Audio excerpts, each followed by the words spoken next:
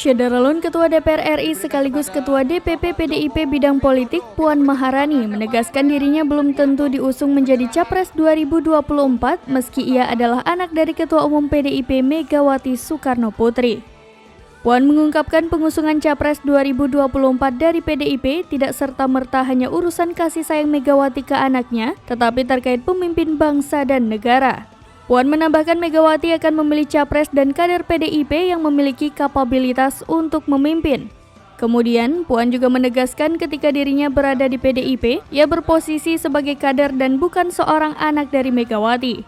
Sehingga dirinya menyatakan tidak ada hak istimewa yang diberikan Megawati kepada Puan. Lebih lanjut, Puan menceritakan bahwa Megawati dapat menempatkan diri ketika menjabat seorang ketua umum dan saat menjadi seorang ibu. Bahkan, lanjutnya Megawati sampai berdebat dengan Puan jika membicarakan terkait permasalahan bangsa dan negara. Tadi pemotongan tumpeng, Olga.